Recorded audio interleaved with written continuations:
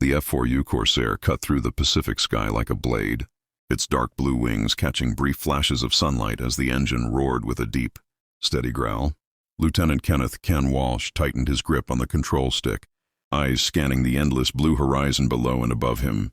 The ocean stretched in every direction, calm and indifferent, hiding beneath its surface the wreckage of ships and men who had already paid the price of this war.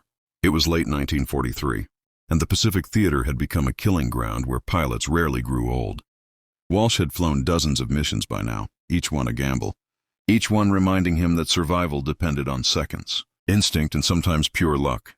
The radio crackled with broken signals, reports of enemy movement, warnings half finished before dissolving into static. Somewhere far ahead, Japanese aircraft had been spotted. What no one yet realized was that this would not be a routine encounter. This was not going to be a simple interception, or a brief exchange of fire before disengaging. This was going to be one of those moments that pilots would later whisper about. The kind of fight that turned a man into a legend or erased him from the sky forever. Walsh adjusted altitude, climbing slightly to gain a better vantage point. The Corsair responded instantly, its powerful Pratt and Whitney engine pushing the aircraft upward with brutal confidence. Below him, American ships moved in formation, slow, heavy targets that the Japanese desperately wanted to destroy. Protecting them was Walsh's mission, and failure was not an option. He had seen what happened when enemy dive bombers broke through the defensive screen. Burning decks, screaming men, oil fires spreading across steel hulls. That memory sat in his chest like a weight. Then he saw them. Small dots at first, 20, no, more. His heart rate spiked as his mind did the math faster than his eyes could confirm it. 21 Japanese aircraft, spread wide, descending from multiple angles like a pack of wolves. Zeros. Fast, agile, deadly in close combat. They were coming in hard, aiming straight for the ships. Walsh was alone in his immediate airspace. No friendly fighters close enough to engage in time. For a brief moment, logic screamed at him to pull back. One Corsair against 21 enemy planes was suicide by any rational measure. Even the Corsair's heavy armor and firepower had limits. Ammunition was finite. Fuel was finite. A pilot's stamina, finite. But war was not ruled by logic alone. Walsh didn't slow down. He didn't turn away. He pushed the throttle forward. The Corsair surged ahead, engine screaming as Walsh dove to gain speed. Altitude turned into velocity, and velocity turned into opportunity. He chose his target carefully, isolating the lead element of the Japanese formation. If he could disrupt their timing, even for seconds, it might save the ships below. His finger rested on the trigger, not firing yet. Patience mattered. One mistake here, one wasted burst, and the sky would close in on him. The first zero grew rapidly in his gun sight. Walsh opened fire at close range. The Corsair's .650 caliber machine guns erupted in a violent stream of tracers, ripping through the air. The Japanese plane disintegrated almost instantly, fragments tearing away as smoke burst from its engine. Walsh pulled up sharply, narrowly avoiding collision with the debris. No time to watch it fall. Already the rest of the enemy formation was reacting. Zeros turned toward him, breaking off from their attack on the ships. Walsh had done it. He had their attention. Now came the hard part. The sky exploded into motion as Japanese pilots swarmed, attacking from above, below, and behind. Walsh rolled the Corsair into a tight turn, using its weight and power to dive away from one attacker while lining up another. His world shrank to airspeed, angles, and split-second decisions. A burst of enemy fire flashed past his canopy. Another zero crossed his nose. Walsh fired again, short, controlled bursts. The enemy aircraft shuddered, then spiraled downward, trailing black smoke. 2 kills. The odds were still brutal, but momentum mattered. Fear had no place here. If it entered his mind now, it would kill him faster than any bullet. The Corsair roared as Walsh climbed again, then rolled inverted and dove straight through the enemy formation. Tracers filled the air around him. The cockpit rattled as rounds struck the fuselage, some punching through armor, others glancing off. Warning lights flickered briefly, then stabilized. The plane was wounded but still flying. Walsh clenched his jaw. As long as the engine held, he would keep fighting. Japanese pilots pressed harder now, anger replacing surprise. They had expected an easy run on slow ships. Not a single American fighter tearing into their formation like a madman. Walsh used that hesitation ruthlessly. He picked targets that strayed too far from their comrades, pouncing with brutal efficiency. Another zero burst into flames. Then another took hits and snapped into an uncontrolled dive. But the cost was rising. Ammunition counters dropped. Fuel burned faster under full throttle and violent maneuvers. Sweat ran into Walsh's eyes, stinging, but he didn't dare lift a hand to wipe it away. A Zero slipped onto his tail, guns flashing. The Corsair shuddered violently as rounds tore into the wings. Walsh slammed the stick forward and kicked the rudder, throwing the plane into a diving spiral that pinned him against his harness. The enemy overshot, flashing past his canopy in a blur. Walsh reacted instantly, pulling up behind the attacker and firing at point-blank range. The Zero exploded into fragments, pieces slamming into the Corsair's wings like hail. The sky was chaos now, smoke trails, falling aircraft, twisting contrails carved into the blue. Somewhere below, American ships continued their slow advance, still intact. For now, the fight dragged on, minute after minute, each second stretching into eternity. Walsh's arms burned from the constant strain. His breathing was ragged. He had lost count of how many times death had brushed past him by inches. Still, he pressed the attack, refusing to give the enemy time to regroup. Another Japanese plane fell. Then another broke away, damaged and smoking gradually. Almost imperceptibly, the pressure began to ease. The Japanese formation was no longer coordinated. Pilots disengaged, choosing survival over victory. Walsh chased when he could, firing his last precious rounds. But he knew the battle's turning point had passed. The ships were safe. The enemy attack had failed. As silence slowly replaced the roar of combat, Walsh pulled the Corsair into a steady climb, scanning the sky for any remaining threats. His aircraft was scarred, fuel dangerously low, ammunition nearly gone. But he was alive. Below him, the Pacific looked the same as it always had, vast, calm, uncaring. Only the smoke columns and falling wreckage marked what had just occurred. He turned back toward friendly airspace, adrenaline still flooding his system, knowing that what he had just done would not fully register until much later. In that moment, there was no triumph, no celebration, only exhaustion and the quiet realization that he had faced 21 enemy planes, alone, and lived to tell the tale. The Corsair's engine tone dropped slightly as Walsh eased the throttle, careful not to push the damaged aircraft any harder than necessary.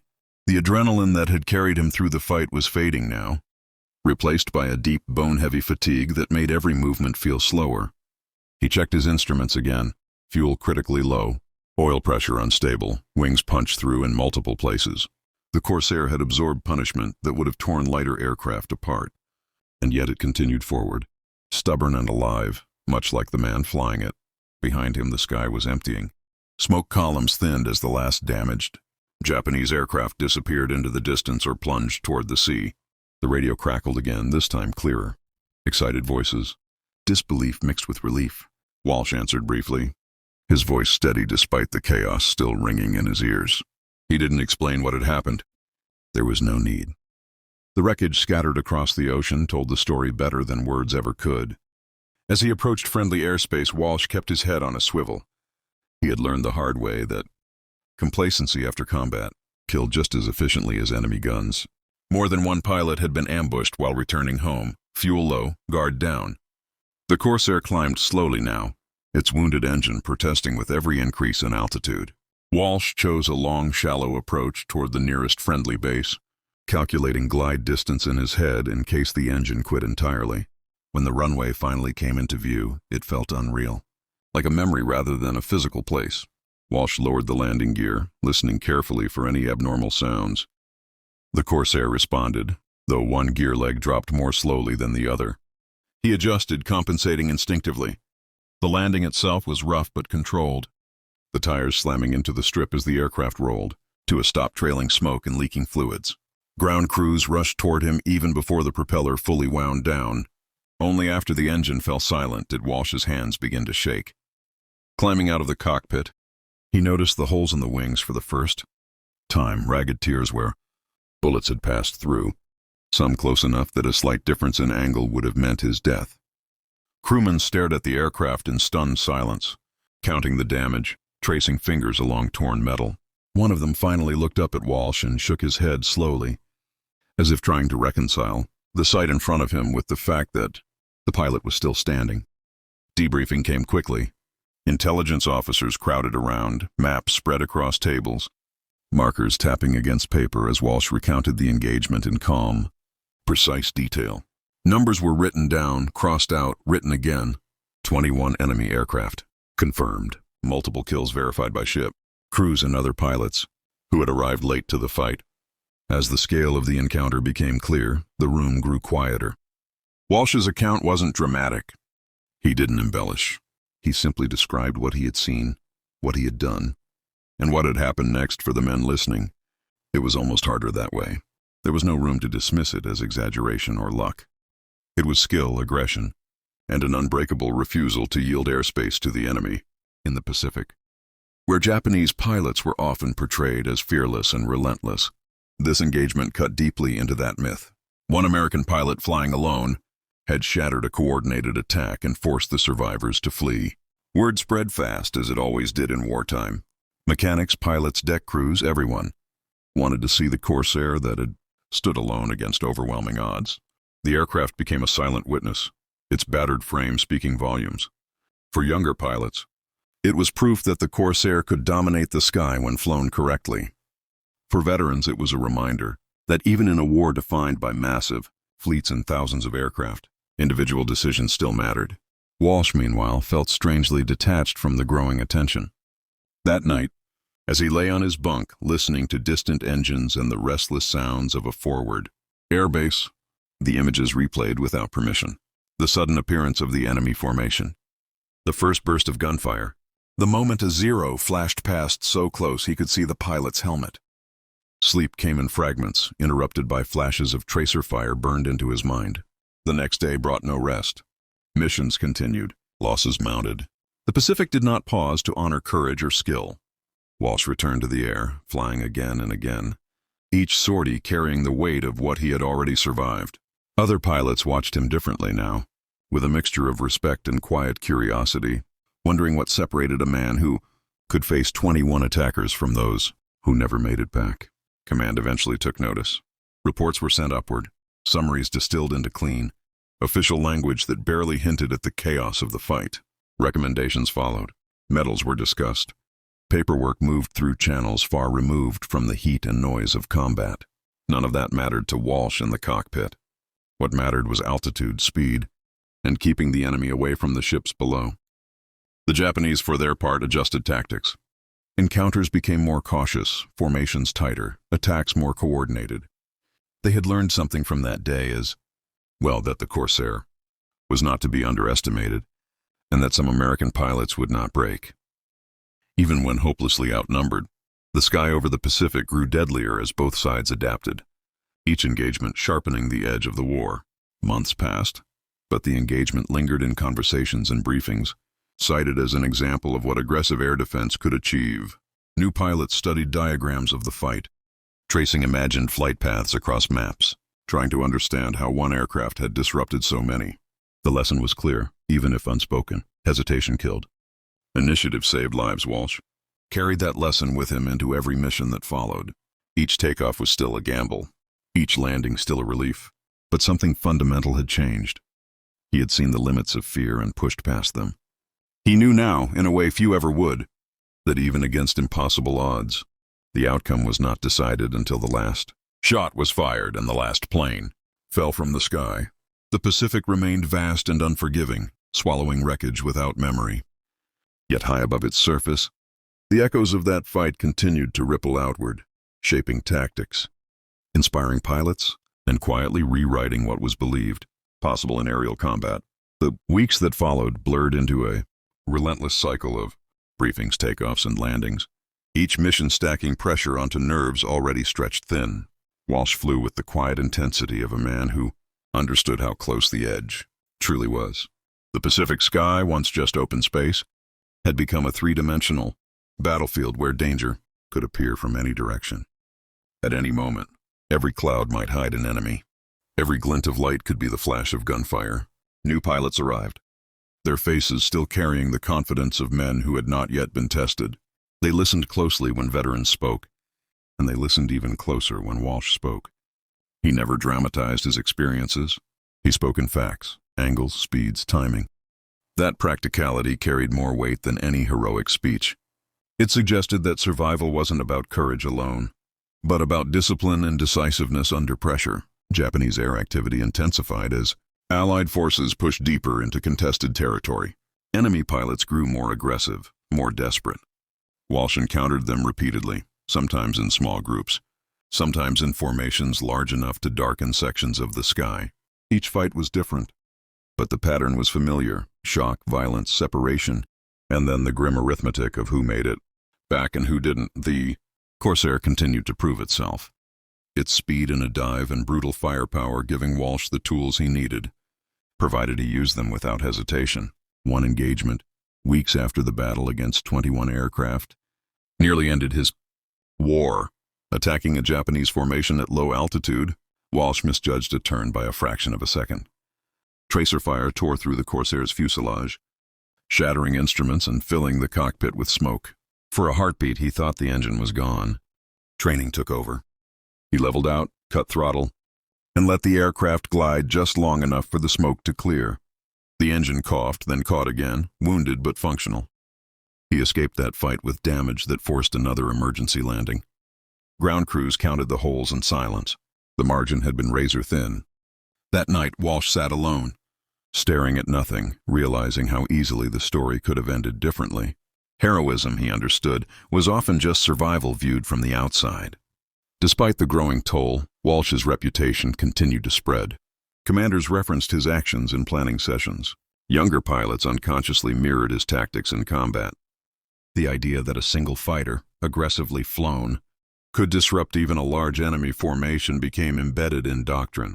It wasn't written down in manuals yet, but it was being taught in the sky. One engagement at a time, the Japanese response grew sharper. Ambushes replaced straightforward attacks. Zeros waited high, diving in coordinated waves, attempting to overwhelm American pilots through numbers and positioning rather than speed alone.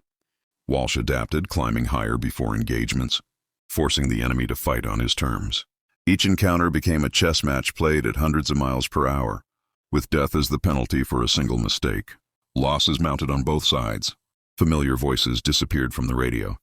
Empty bunks multiplied. Walsh attended brief, quiet memorials, standing shoulder to shoulder with men who understood that tomorrow could just as easily be theirs. The war demanded forward motion, and grief was compressed into moments stolen between missions. As Allied forces advanced, the nature of combat shifted again. Japanese pilots, facing dwindling resources, began flying with a different intensity, less concerned with survival, more focused on inflicting damage at any cost. Walsh noticed it immediately. Attacks became more reckless, more direct. Zeros pressed head-on passes they once would have avoided. The sky felt tighter, more dangerous, as if the air itself were closing in. In one particularly violent encounter, Walsh found himself outnumbered once more. Not 21 this time, but enough to turn the fight into a test of endurance rather than skill alone. He burned through ammunition, downed 2 attackers and barely escaped a third, by diving so steeply that the Corsair's wings screamed in protest. Pulling out just above the waves, he skimmed the ocean surface, salt spray flashing past the canopy as enemy fire stitched the water behind him. He made it back with fuel fumes and silence on the radio where voices had once been. The cost of holding air superiority was becoming painfully clear. Victory was not clean. It was measured in absences as much as achievements. Yet through it all, the battle against 21 Japanese aircraft remained a reference point, a moment that symbolized what resistance could look like, even when logic said retreat. Walsh never spoke of it unless asked, but he carried it with him, a quiet reminder that the line between defeat and survival could be drawn by a single decision, made in seconds. As the months dragged on, fatigue settled into his bones. Combat wore men down not in bursts but in accumulation. The constant readiness, the endless vigilance, the knowledge that luck could run out at any time, it all took its toll. Walsh began to feel older than his years, his reactions sharpened by experience but slowed by exhaustion. Still, he flew, because that was the job, because ships still needed cover, because the Pacific War was not yet finished and high above the ocean, where the horizon curved endlessly and the sky swallowed both heroes and wreckage without distinction, the Corsair continued to climb, carrying a pilot who had already faced the impossible and refused to fall. By the time Walsh returned to combat operations after his recovery, the Pacific War had entered a darker, more unforgiving phase. The skies were no longer crowded with confident formations. testing one another's strength. Instead, they were stalked by pilots who flew with a sense of finality. Japanese aircraft appeared suddenly, attacked with ruthless precision, and vanished just as quickly. Every engagement felt heavier, as though the air itself carried the accumulated weight of years of fighting. Walsh sensed it immediately. This was no longer about control of territory alone. It was about breaking will. Mission briefings grew shorter, stripped of optimism. Maps showed red markings creeping closer to enemy strongholds, and with each push forward, resistance intensified. Walsh flew escort for bombers striking airfields and supply lines, knowing that every destroyed runway meant fewer enemy planes tomorrow, but also that every attack invited desperate retaliation today. The Corsair climbed into hostile airspace again and again, its engines growl a familiar companion, its cockpit a place where time seemed to compress into moments of pure focus. During one escort mission, enemy fighters surged upward from below the bomber formation, using cloud cover to mask their approach. Walsh reacted instantly, rolling the Corsair into a steep dive and tearing through the attackers before they could organize. Tracer fire crisscrossed the sky as aircraft scattered in all directions. The fight dissolved into isolated duels, each pilot alone with his instincts. Walsh locked onto a Zero, attempting to climb back toward the bombers, fired a short burst and watched it falter, smoke pouring from its engine as it fell away. But the enemy was learning. Another Japanese pilot feigned retreat, drawing Walsh down before reversing sharply and opening fire. Bullets hammered the Corsair's wings, jolting the aircraft violently. Walsh broke away just in time, heart pounding, aware that even experience could be exploited. The margin for error had shrunk to almost nothing. Back at base, the atmosphere was tense. Pilots spoke less, conserving energy, choosing words carefully. Mechanics worked through the night, patching bullet holes and replacing engines that had been pushed beyond their limits. Walsh often stood beside them, watching silently, knowing that their skill was as critical to survival as his own. The Corsair that had once faced 21 attackers bore new scars now, each one a reminder that luck did not last forever. The psychological strain deepened as casualties mounted.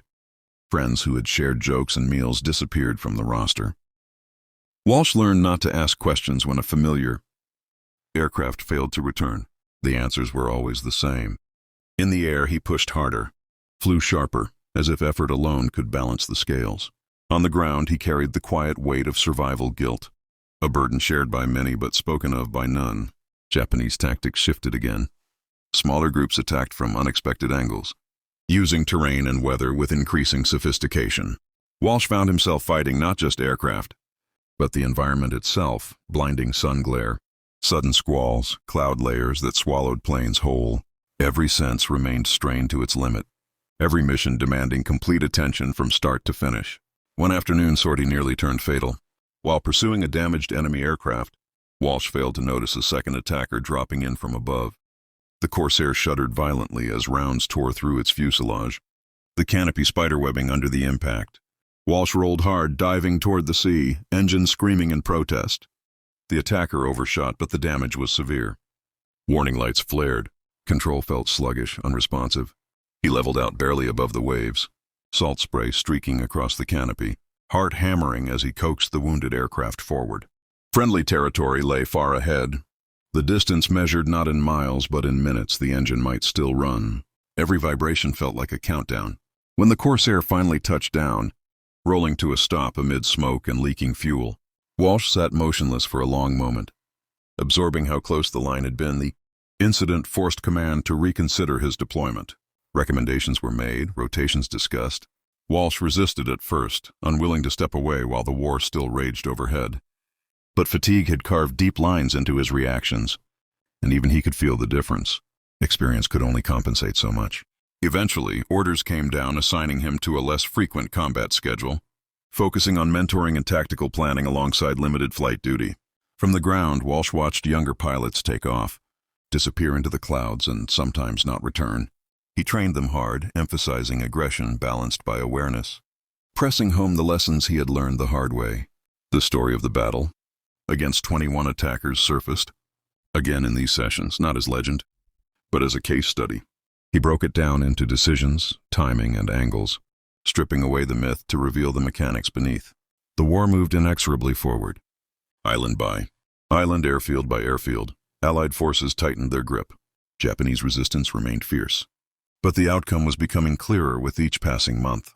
Walsh sensed the approaching end, not as relief, but as a slow easing of tension, like a storm finally moving beyond the horizon. Yet even as victory drew closer, the danger never truly faded. Each flight carried risk. Each landing felt earned. And in the vast Pacific sky, where courage and chance collided daily, the legacy of a single Corsair standing alone against overwhelming odds continued to echo, shaping pilots' tactics in the quiet understanding that sometimes one man's refusal to retreat could change the course of a battle. By the time the Pacific War reached its final chapters, the sky felt different. Not quieter, never quieter, but heavier, as if it carried the memory of every aircraft that had fallen into the sea below. Walsh felt it on every flight. The Corsair still climbed hard, still responded with raw power. But the urgency that once defined each mission had shifted into something colder and more reflective. The enemy was still there, still dangerous. But the question was no longer if the war would end, only how much it would cost before it did. Walsh's role gradually transitioned from constant combat to selective missions and instruction. But the sky never fully released him. When he flew, younger pilots watched closely, unconsciously matching his altitude choices, his attack angles, his refusal to hesitate when the moment demanded action. Many of them knew the story by now, not as rumor, but as confirmed history. 1 Corsair, 21 Japanese planes, a defense that should have failed, but didn't. The story had grown beyond the man, becoming a benchmark against which courage and decisiveness were measured.